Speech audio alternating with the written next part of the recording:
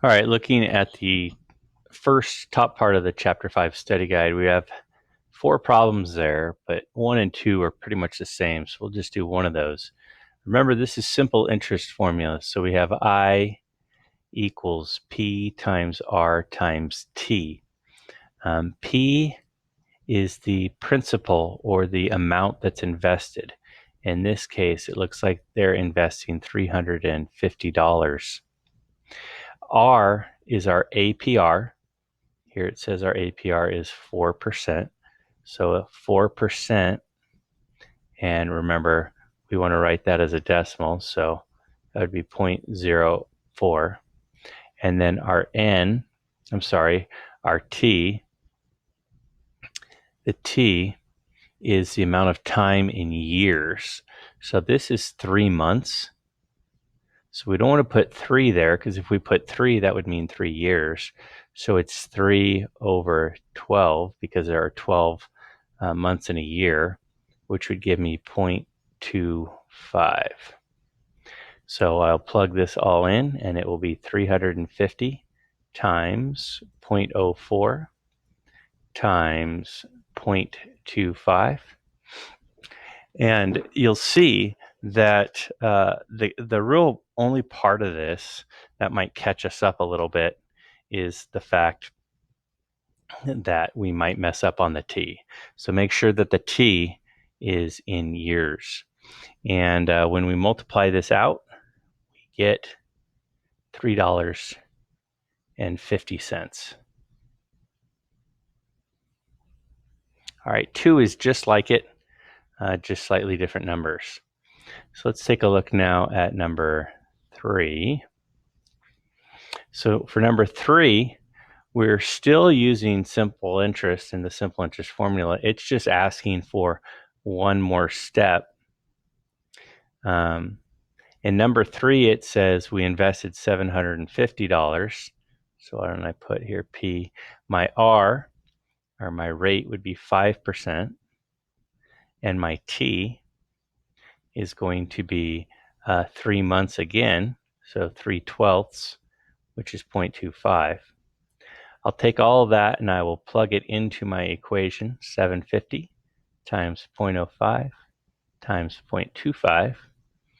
And when I do that, I end up with, looks like $9.38. Now, that's not what it's actually asking for, though. It's not asking for how much was in interest. It's asking for how much is in the account. So for this one, what we have to do is we have to take the amount of interest and we have to add the amount of money that we originally invested. And so we actually get $759.38 that is in the account at the end of this 3-month period. Again, so it's just like 1 and 2. The only difference is right here.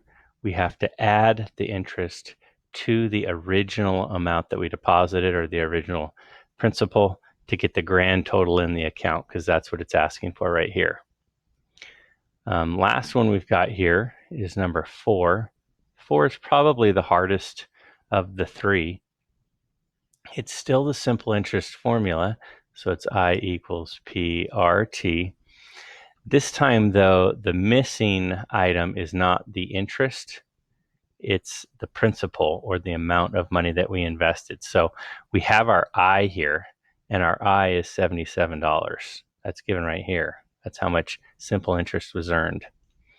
We don't know our P, so we'll call it X. Our R is 7%, written as a decimal, 0.07, and then our T, in this case, is 6 months, so it's 6/12, which is 0.5. So I'll put that into our formula over here. So I have 77 equals X times 0.07 times 0.5, and that gives me 77 equals 0.5. 0.035x. Well, we need to get x by itself, so we divide each side by 0.035. And what that leaves me with is x equals $2,200.